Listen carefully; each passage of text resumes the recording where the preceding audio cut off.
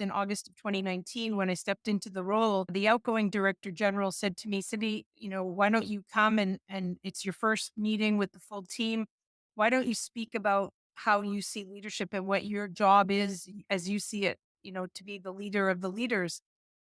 And so I spoke from my heart about what I thought was important, which is I'm a relational leader, which means I put the person first. It's not about a role. It's not about a performance. It's not about holding people, to authority. It's about meeting people, especially leaders in the schools, to say, I have tremendous faith in you. My job is to empower you and to be here as a support and to be the buffer between anything that can get in your job, which is making sure teachers are teaching and children are learning and people are all safe. And so just speaking to what I felt was at the heart of education turned out to be a really good foundation for me to use as that got tested as the year wore on. And then suddenly there was, wait, we have no school. We have to do everything online. We don't know when we're going back. And a lot of uncertainty.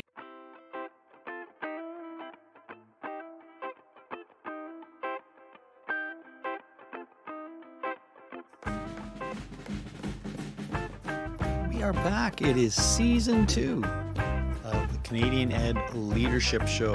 What a great first year I had, for sure. I had a great time interviewing over 30 guests from right across Canada, and I'm excited for season 2. We're going to really try to hit even some of those. There's a couple provinces I didn't get, but I have some people lined up, so I'm excited to be able to continue showcasing the great leaders we have here in Canada. And what a way to start off the season with Director General of Lester B. Pearson School Board, Cindy Finn. Cindy again is one of those people that I've known for a lot of years in different capacities. Our paths have crossed, and I've always just admired her, but I have never really had a chance to talk to her in the way that I did a few weeks ago. And as a sports fan, the analogy that sort of came to mind as I listened to her is she's a real player's coach. And as you sort of heard in that intro, and you'll hear a lot more during our conversation, her priority is the people that she serves, teachers and principals and all kinds of support staff within that school board. And it's very, very evident in our conversation that that is a top priority for her. I didn't know that she sort of has a bit of an unusual rise to her position. She's not in that traditional mode of sort of going from teacher to principal to, district administrator to superintendent, director general, or these are all sort of synonymous terms here in Canada, number ones. But that was kind of a fascinating story to hear how she ended up where she is today. And also, I must say, if you if you make it to the end of our conversation, she gives me kind of a nice shout out, which again I didn't ask for, and I was very, very genuine and much appreciative. It was really nice to to hear that, and that to me sort of exemplifies the way in which she leads and the fact that she's thinking of others and she's trying to create a space for others to thrive. So a great way to kick off season 2. So enjoy this first episode with Director General of Lester B. Pearson, Cindy Finn. Well, so excited to have you on, Cindy. I know you and I our paths have crossed over the years, and we've connected in a lot of ways. And thankfully, to social media, we've been able to do that, even though we've been able to check each other at different events. But here you are as Director General at Lester B. Pearson, and so just maybe what should people know about Lester B? There are so many things. Thank you for giving me the opportunity to talk a little bit and to brag on a little bit about what we do. We're a big district by Quebec English speaking standards, so we have about 24,000 students, and we go from kindergarten, which starts at 4 years old now, all the way up into adulthood. And I think what's consistent across our elementary, secondary, adult centers, vocational training centers is just the degree of caring that people bring to their school and center communities. And we hear that from a lot of parents. We hear that from our staff. And I think it really was heightened for me during, the pandemic, because when schools shut down, I was only about 6 months into this role. And I thought, ooh, what do I do now? And a lot of people were looking to me, and I thought I'll only be able to do what I know, which is to connect with people. So thankfully we had technology and we kept, the Zooms and the Teams going. But I would send out messages to our leadership team every week during the pandemic and try to make it light and inspirational. And the number of people who then responded to me and said, "Thank you, because you're grounding us in, even though we feel very lonely and isolated, we're a community and we're just sort of spread out at the moment." And I've heard that message. I've been with this district for almost 25 years.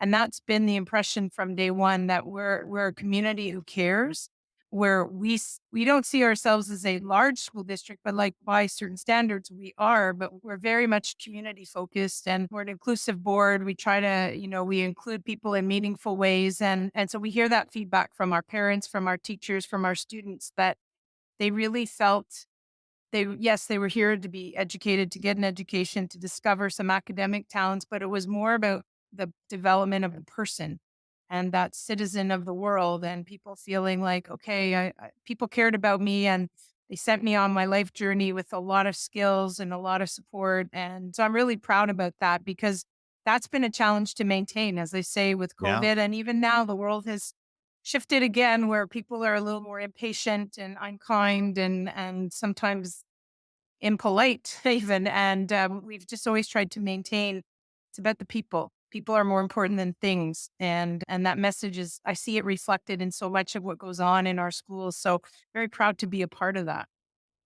Well, and those are things, aspirations that many districts have. They would like those things, and to probably varying degrees, they may or may not think that's true in their situation. But the fact that yours has sort of gone through a really challenging time, and that evidence of that challenge sort of bore out these kinds of tenets that you're speaking of, I think is really such a powerful thing, and it keeps you guys grounded in terms of like, yeah, moving forward, this is where we're about. So I really appreciate you kind of highlighting that's been a priority and that's been a strength of the district. Help people understand what makes Quebec K-12 education different from many other provinces. And again, all provinces have their own little sort of nuances and uniqueness. Quebec, probably more so than any province in Canada, has quite a few differences. So just help people understand who Yeah. aren't Quebec, how Quebec education works, and maybe some of the I don't know, whatever they are, challenges or Yeah. opportunities that exist within that structure. Yeah. So one of the biggest differences, really, when you look at other places in Canada, is that the system of education is organized according to language. So since 1998, we moved from a confessional system board where we had Catholic, non-Catholic. It was basically Catholic Protestant. But in 98, it shifted to linguistic school boards, English, French. So that meant that to be considered an English language rights holder, because of the legislation here, you can only attend what are called English language schools if you have eligibility to do so. And that was the case prior to 1998. But with the creation of those linguistic boards, that line really got very well defined. And so what it means is, there's certain provisions. So I'm in a network of 9 school boards that have the authority to provide education in English. But even that's a bit of a misnomer, because we're in Quebec. Quebec's primarily a French speaking province. It is the language of about 90% of the province. So we're in essence a bilingual school board. So all of our programs are either bilingual or go all the way up to 100% in French for academic subjects with a bit of English and working language of English. So that's pretty unique, because our students really go through a process where they come out pretty bilingual. We have really high success rates in English and in French. And that's not unique to us at Lester B. Pearson. That's just the reality in that English speaking network. Whereas in the French sector, there are 60 French school boards, and they educate primarily in French, and they do English as a second language, but in a very sort of basic way. It's not by any stretch a bilingual education. So it is a different experience depending on where you find yourself. And also with just the way things are organized geographically, Montreal really is the metropolis, and most English speaking Quebecers live in Montreal or in the area around Montreal. So it's a very different experience to go to a school in a Lester B. Pearson School Board because we do have communities that are primarily English speaking. But once you go about an hour outside of Montreal, you're very much in a French speaking milieu. So there's some very different characteristics that make up the parent communities outside of Montreal, where you might have francophone parents who, for whatever reason, have the legal right to send their children to an English language school board, do so because they would like their children to be bilingual. Right. So that's an interesting feature. As well, what is different is education here is organized, as I said earlier, we start at 4 years old and we do a full day kindergarten at 4 and full day kindergarten at age 5. And then students go until grade 6. And then our high school system starts in grade 7 and it goes from 7 to 11. Then you graduate and then you have options. So you can go to, if you weren't successful and you still had some credits or you wanted to improve your marks, you could go into adult education.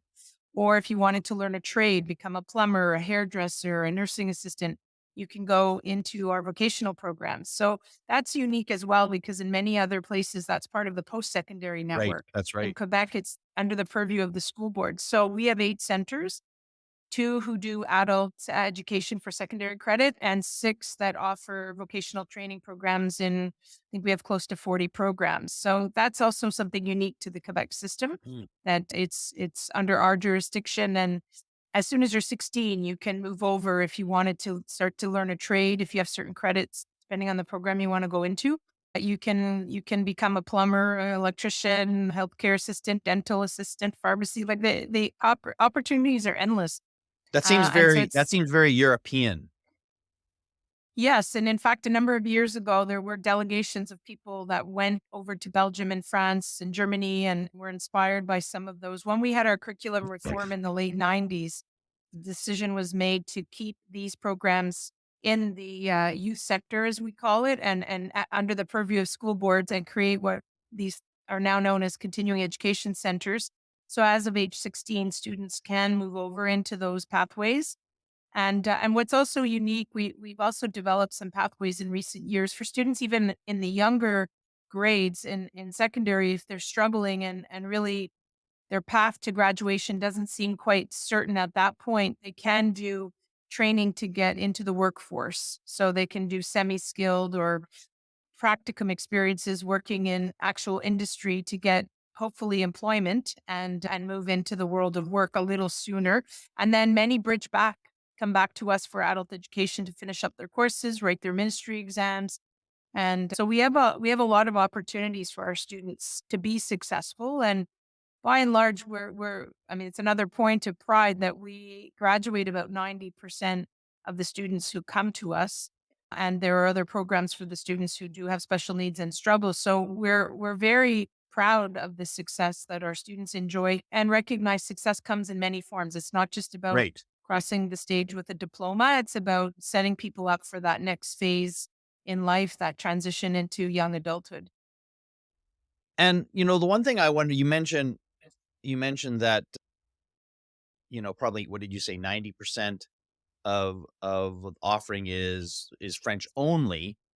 To your What I wonder about the fact that you are offering a bilingual experience for people, to what degree does that, I mean, it just has to allow your students to have greater opportunities outside of Quebec. Whereas if you're educated purely in French, and I mean, maybe it's intentional that we don't want you to leave the province. I mean, every province wants that to happen, right? They want people to stay in their province, but you have this extra hook, if you will, to say, well, I mean, you're going to struggle in other provinces. And of course, in the rest of Canada, French immersion is such a point of pride in terms of, well, it gives you more opportunity because now, whether it's, civic jobs or Quebec or wherever, you have more opportunity. So do you find, I don't know if you have any statistics that speak about your graduates maybe having more opportunity and whether that's leaving the province or not. Again, that's not something the province is excited about, but your students are excited about it because it's more opportunity for them. Mhm. Well, we certainly do want our students to feel they have opportunities. And yes, I would say the fact that they graduate very much anchored in a bilingual education does serve them well, whether it's for future travel or it's to get job opportunities. And yeah, I don't have statistics on that. I think one of the downsides though is that, you know, we talk a lot about the French language and protecting the French language in Quebec.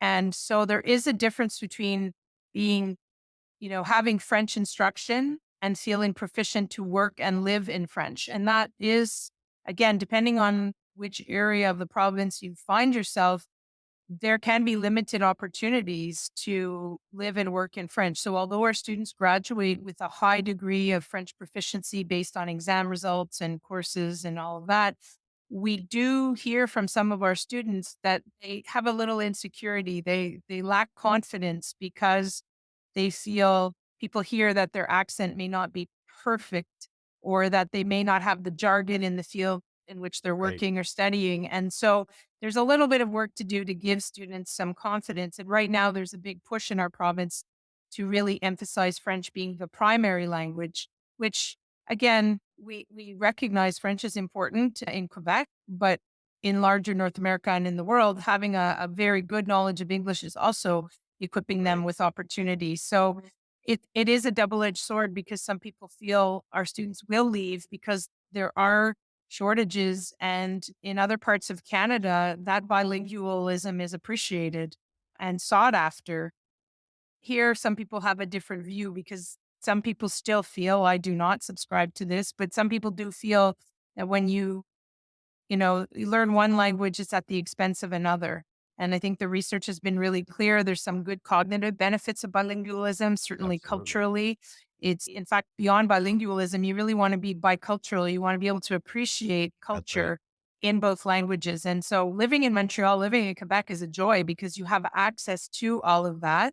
But sometimes the politics can get a bit heavy Right. for folks. And so we do lose students who say, I'm just going to go study at an English university, and we hope they come back. But we do prepare them well for the job market. But I know the government themselves have a big push on right now to try to see more Anglophones reflected in the public service because we're very underrepresented in the Right. civil service at the provincial level.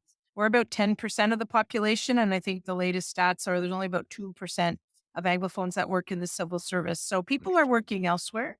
And certainly, as you point out, French immersion has just become so part of the Canadian landscape that for people that study in education, particularly, it is a drain for us. We do see people take opportunities, out in British Columbia or in the Maritimes because there's a shortage of teachers everywhere.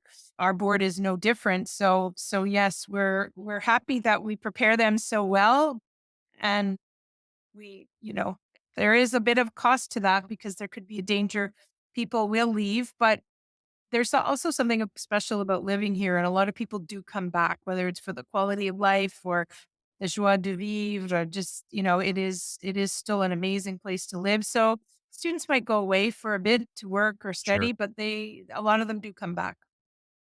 Yeah, and again, your obligation is first and foremost to the students and then the province. So your priorities are in the right spot.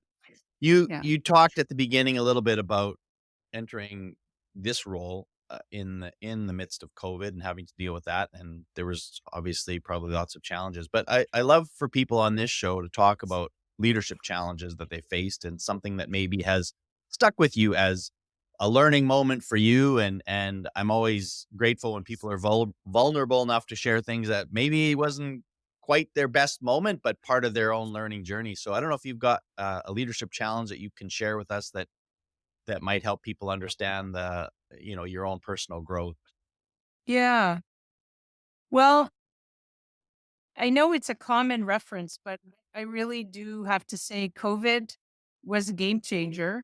And for me, I think it came at a particularly interesting moment in my own professional journey because I was just about 6 months in to my role. And, to explain, the director general role is the same as superintendent or director of education in another province.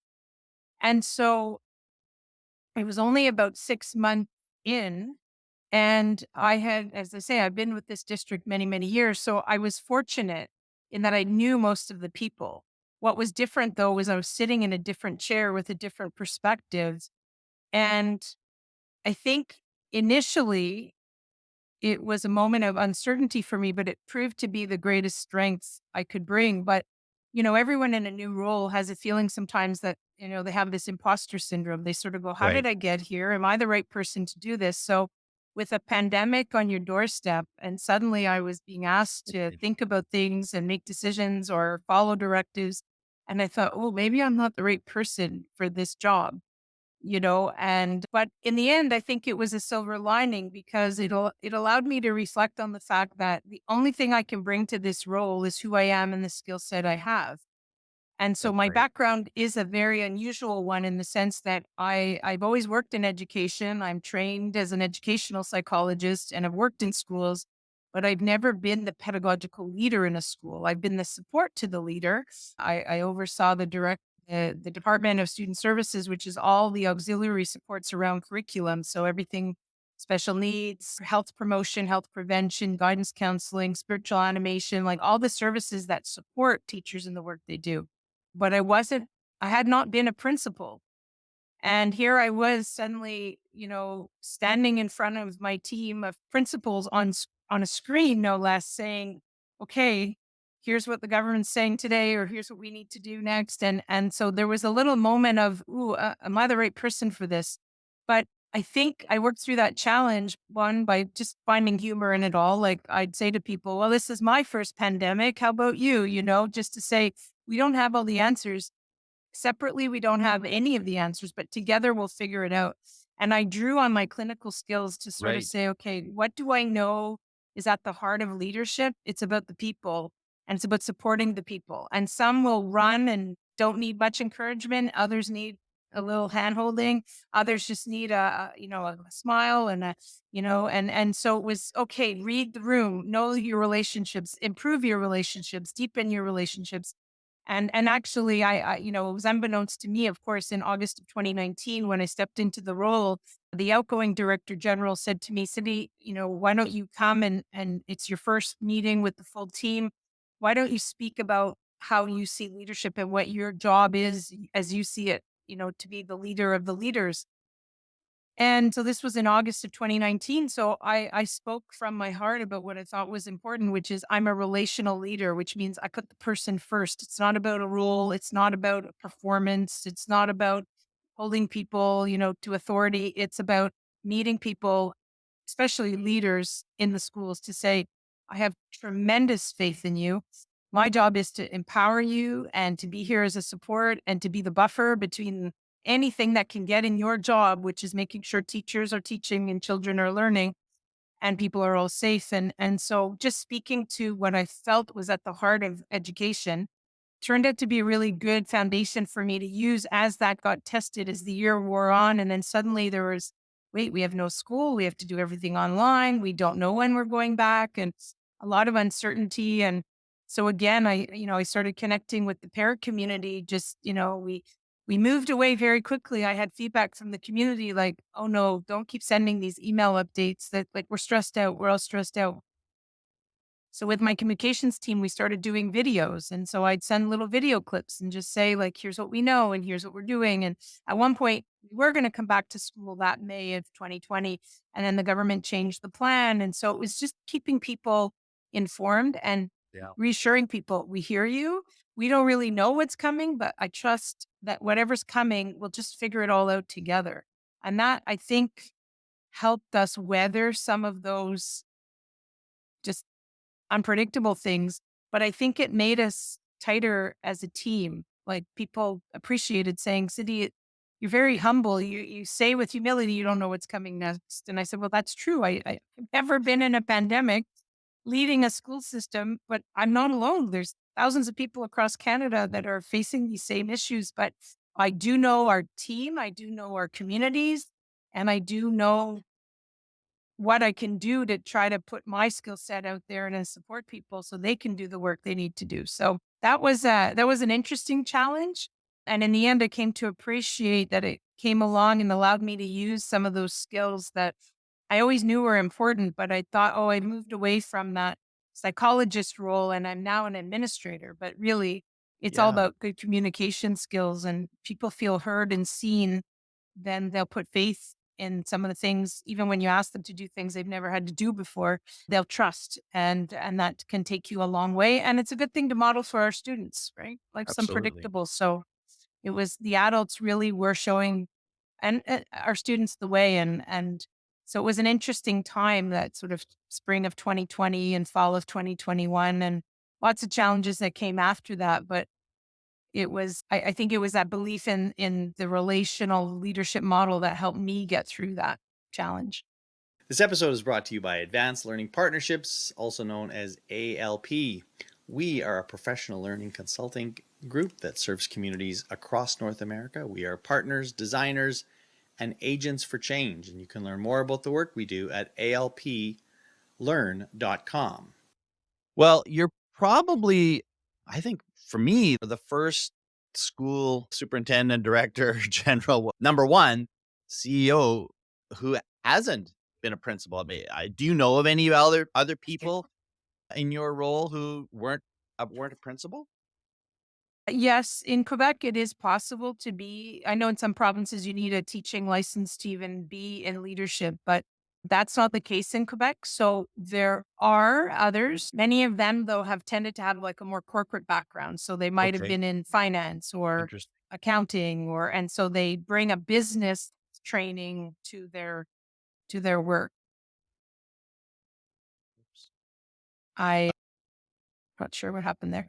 Um, so there are other people who haven't been a pedagogical leader in that sense, but I am not Right. aware of any psychologists who have gone Yeah. on to do what I'm doing. Like I know in the States, I've met a few colleagues who were teachers and became counselors, but many of them ended up having a principalship along the way because some of them were what they called counseling teachers. So they had that Right. teaching background. I have taught.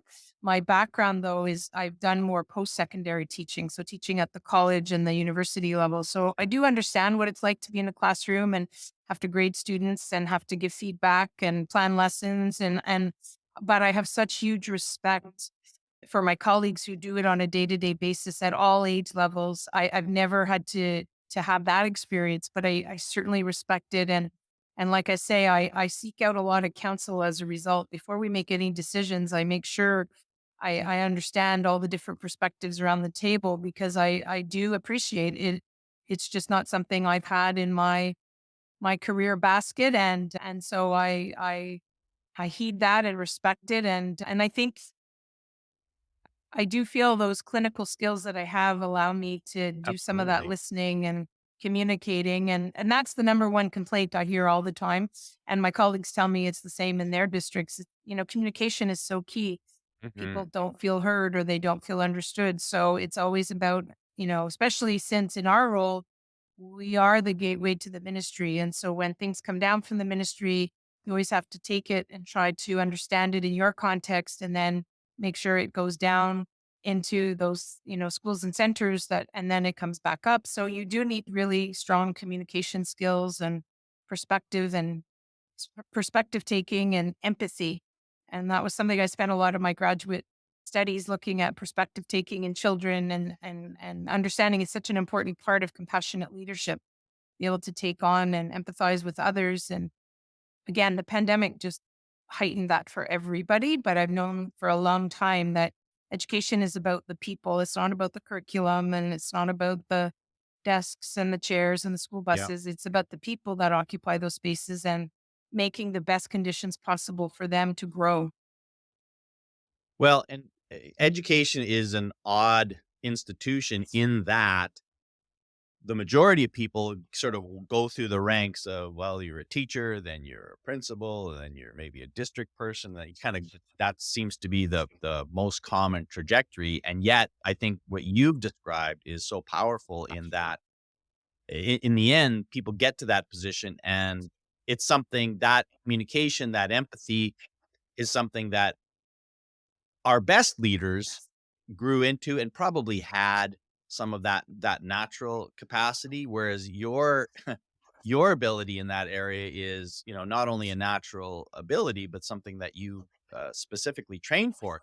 But at the same time, I know, Cindy, when we talked previously, this was not on your radar when you first began. That, oh, this is where I'm gonna, kind of end up someday. We're in a crisis, I believe, of leadership. We don't have enough good leaders. And I wrote a blog post recently where I said, we don't even need good leaders. We need great leaders because of the challenges that we face today. We really have to have great leaders. Like good leaders I had a lot of good leaders and in a time where I just didn't need them. Like I was capable. I was in a situation where I just needed almost to be left alone in some cases.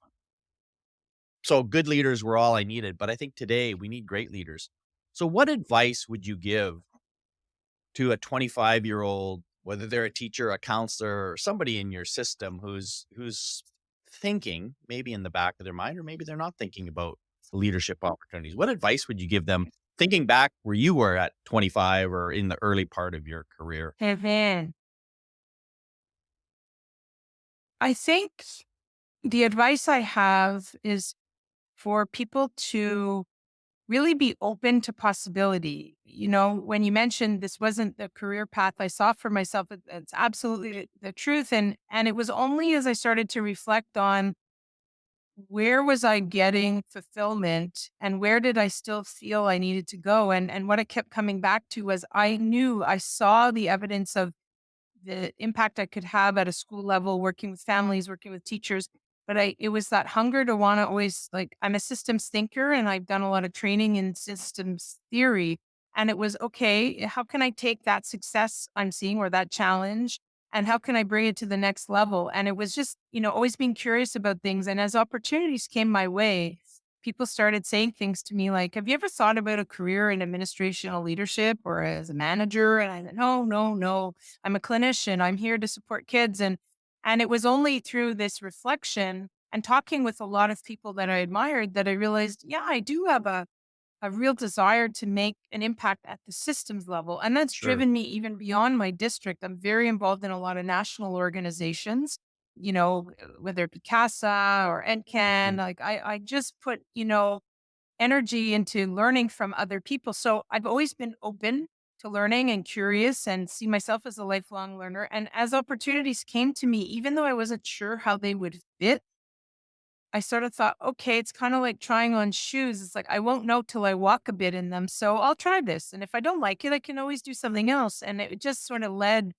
from one thing to the next. So sometimes I get asked to go lecture to teachers in training. And that's the advice I give them is be open to all these opportunities and don't be stressed if you don't know yet what you want to do, because that means you're open to it all. It's all Right. possibilities. Like I I think love that. sometimes there are people who go and say, okay, I'm going to teach this grade for so many years, and then I want to go to this grade, and then I want to be a vice principal, and then I'll be a principal, and I think that's admirable. But along the way, something may pique your interest, or something may bring you a challenge that you didn't expect, and you'll learn and grow from that.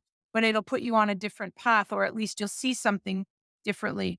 And so I would say to younger people, just be open to those experiences and and to take as much from whatever experience, whether it's difficult or a success, or maybe, you see it as a failure, to just say it's part of that journey I'm on to Sure. learn and know and find what's the best fit for me. And like I say, if someone had told me 30 years ago, I knew I wanted to be a psychologist and I knew I wanted to work in education. And beyond that, I had a few ideas of where that could take me, but I've been so thrilled to be going other places that and that's part of the regret is you just want to do it all. So, I had a list of things and so I've done some of them. I wanted to teach at university. I've done that. I wanted to, work and really my big passion has always been kids who struggle with behavior and I've moved into the mental health sphere and I've done some really exciting work with CASA and Kathy Short and School Mental Health Ontario. And so now I'm at a point where I know myself well enough that I know where my passions are, and I've taken advantage of so many opportunities and have been very privileged to have many come my way that now I'm like, okay, how can I give back and do the things that I think I'm maybe in a position to contribute to and really, enhance the field. And So that would be my advice is stay open to opportunity, know yourselves, and pursue things with a little bit of a careless abandon, like tune Yeah. into what makes you feel fulfilled and just keep trying out new things because they'll take you some very surprising places. Yeah, that's excellent advice. And I mean, along with that, and you kind of touched on it, is that you also are going to find out things that you don't enjoy that don't, and that's part of the learning, right? It's like, yeah, I dipped my toe in this one. And so those opportunities, and there are lots in schools, like schools are always looking for leadership opportunities, and they appear in a myriad of ways. I think about my own journey and things that I were involved in. Some things I really, yes, this resonated. This is something I want to keep going. Others like, yeah, I don't think that's for me. And that's part of it. So I love that advice. I think that's well spoken. So one of the new additions that I'm adding to my podcast for 2024 is just this a little bit of gratitude that I want to toss your way. And so I want you to name a person in education that you're grateful for. So what I don't want is like my mom or my dad or that kind of thing where I want it to be somebody hopefully that's currently in place. So that could be anybody from your assistant to somebody that you work with to a teacher you saw 2 weeks ago doing something cool to a mentor, just somebody that comes to mind. I'm so grateful for this person and what they've done. So it's a bit of a shout out that you get to give here, Cindy. So who are you going to give a shout out to? Oh, there are so many people. Uh, y- there's so many people that really contributed along the way. And so it's funny, I just got an email from this person like 2 hours ago. So we share the same first name. Her name is Cindy Wallach. She was a principal, and she was one of the first principals I ever worked with when I walked through the doors as a school psychologist. And we became quickly very reliant on each other, and we worked really, really well together. And she had some challenges in that school needing to build team and so I was very happy to help support. But she also helped me because I hadn't, it was one of my first schools that I had ever worked in, and just over the years, I think I learned a lot from her. She naturally had that gift of connecting with students. And she would always have, like, she was that principal who always had a child in in her room with her, not because they were being disciplined or consequenced, but because she really cared about them and wanted them to do well and forged relationships not only with them but with their parents. And so she really models for me a lot of that relationship building. And so, over the years, we've kept in touch and she's since retired, but she recently came back to help us out and was serving as a substitute principal for a while.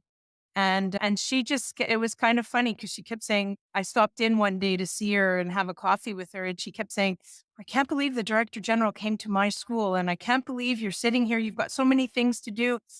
And I said, Cindy, like, I can't believe we're sitting here all these years later with this opportunity to work together again because you've been retired for a number of years. You've come back to help us out. And we just started having this mutual, like, well, I learned so much from you at this school and I learned so much from you when we worked together here. And I just realized like it's not just a really good friendship. It was like my own little professional learning community that we developed together because she, and when you work closely with principals, as a leader at any level, like there are moments when you have that trust and that relationship that, there's a vulnerability there. And so they can close the door and say, I think I blew it with that parent or that teacher's really, I'm struggling to connect with them and what do you think I should do? And we all have those moments in education where you're just not sure you're on the right path and you need to go to those people, and that's what makes the great leader, right? Is that you're the person people trust to go to. Right. And she was always one of those people who, she's still one of these people. She celebrates every single person on her staff and makes them feel like $1 million. So they go out and do the best job they can do. And I learned so much from her. So her name is Cindy Wallach, and she's a very special human being, a fantastic administrator, and still a good friend with to me to this day. So, And I Oh, just got an email from her saying, I was thinking of you, yeah. Cindy. I know you've got a lot of strikes going on. She's in Ontario now. And she said, I know Quebec is going through some rough times, just thinking of you and hoping you're doing well.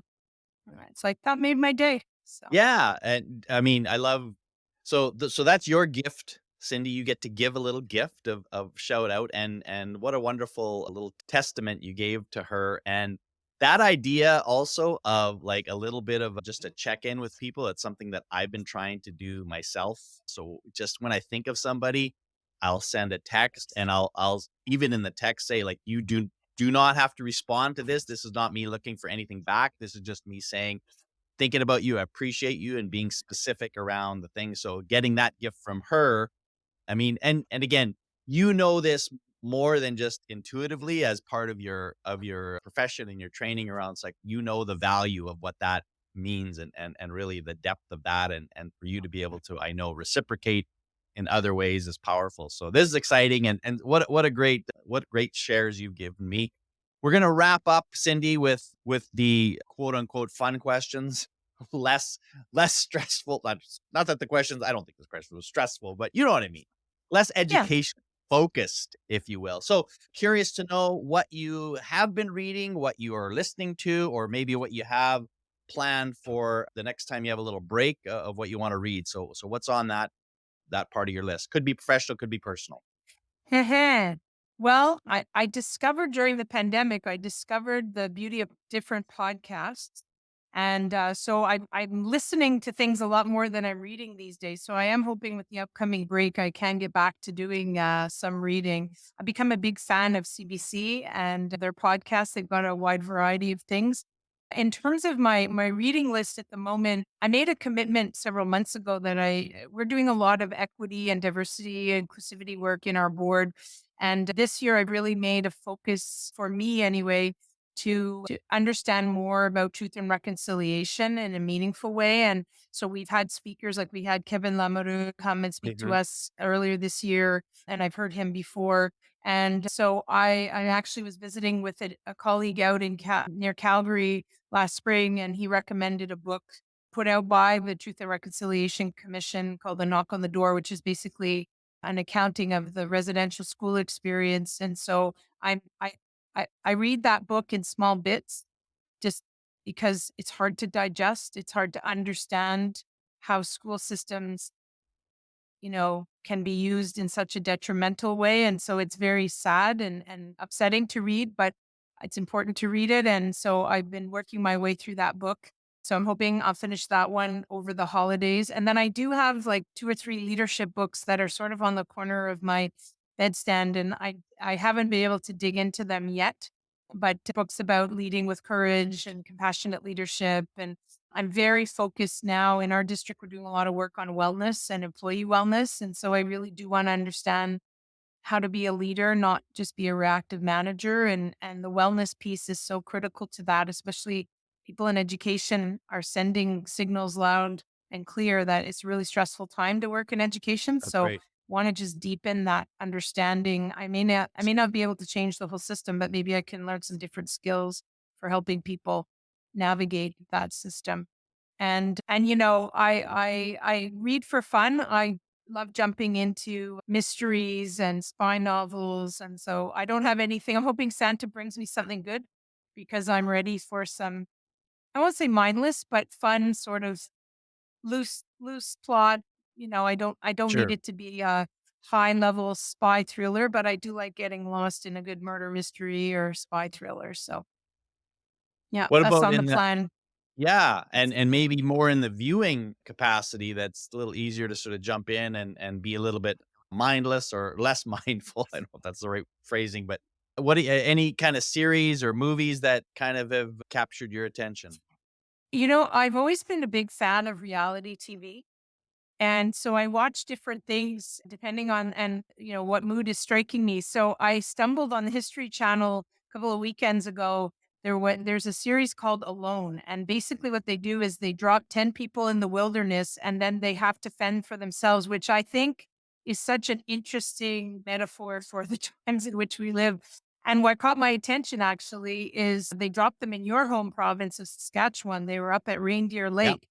So they drop these 10 people off and say, good luck. You have GoPro cameras, survive, trap, hunt, fish, build a shelter, and the last person standing wins some money. And it's not really about the money, it's about the Nope. personal challenge and the growth. And that has just captivated me. So I do confess to some binge watching because I had to see who won at the end of the 10 episodes or whatever it was. And Yep. anyway, I know that that series has existed for a while. It has only gone to Canada a couple of times. And it was interesting to see some of the American contestants say, wow, I didn't know it got that cold in Canada, or I Yeah, didn't expect it that's to right. snow in October. But that's pretty far north. I've never been to anywhere that north, but I certainly appreciated the challenges those folks had trying to just stay alive and eat and, get potable Well, water and things like that. yeah, and my wife and I were kinda late to that game too, so we just started watching. I think it's on season 10, 11, or something like that. We just started watching it maybe, it was during the pandemic, so a year or 2 ago, and that season in particular, the one you're referencing, the other part of that that's so that I think is so amazing is the insight that these people gain from. I mean, they're all outdoors people, so this is not it's not like this is brand new to them, like some of the other reality shows where they put people in really, really awkward situations. I mean, it's difficult, but the sort of internal peace that they get from the simplicity of life, right? Like, all I'm doing every day is thinking about how I'm gonna feed myself and how I'm gonna keep myself warm. Like, and the thing that gets them all the time is the absence of love. Like, that's where, it's not oftentimes, it's not the food or the cold that gets them, and sometimes it is, but for many of them, like, I have sort of the hierarchy of needs being met outside of the loneliness is the one that gets them. But the way in which they sort of just appreciate life with nothing, like that's the part that reminds me, like, oh yeah, like, be grateful. You have so much, and you don't That's need right. we don't need all the stuff that we have to find fulfillment and joy. So yeah, that Yeah. that one that one's I think that one sort of sits on a different level of. It's not sort of fluffy and frivolous as many of the reality shows, which is fine too. But this one I think always feels like it has a little bit of a pretty deep experience when you watch it. So Yeah. I had watched some previous seasons, and what fascinated me was, yeah, this one in particular, what struck me was the depth of some of the reflection. And because there's an option in the show, as you know, that you can tap out and decide to call it quits. And many times, some of the earlier episodes I'd seen, it was, oh, I'm too hungry. This isn't healthy. I need to go home, or I hurt myself and I need medical yeah. attention. But in that particular season, it was a lot of existential, Mm, thinking and philosophical, like sort of, I came here for, I thought, for a particular reason, but now I realize I'm good. And yeah, I'm ready to go back, or I'm going back changed, or I'm ready to, go home and just be with my family. And I so appreciate what I have. And yeah, it was it was very, you're right. It's not light, but it certainly allowed me to appreciate these people went on a personal inner journey. that's right. And, yeah, they're all survivalists. They have amazing skills, but it was the growth inside, and you just saw that moment where someone said, "Okay, I could stay here, but I just don't want to anymore because I Yeah. need to get back to my family, or I have new things I want to pursue, and or I've come to grips with the death of my mother, or, Yeah. whatever their personal challenge they brought, they kind of worked through. And I assume if I knew more about indigenous ways of knowing, there's probably That's some right. really key reasons that happened. It's that living on the land, it's that spiritual journey. They probably have replicated something that indigenous peoples have known for millennia, that they've just come to by living on the land. But yeah, it's been, yeah, I've enjoyed watching that series. I don't watch a lot of TV, but if I do, I tend to gravitate to reality shows. I kind of enjoy that, peeling back the curtain and seeing another Yeah, slice of life. for sure. Well, you live in one of the most dynamic cities in all of North America for sure, and so people who have ever been to Montreal sort of understand that one. But whether you've been or not, can you just share maybe some of the lesser known places, the things about Montreal that you think people should check out if they come that they might miss otherwise because it's not in the early Google search? Yeah, it's not in the guidebooks or on the web pages yet. So Montreal is an island.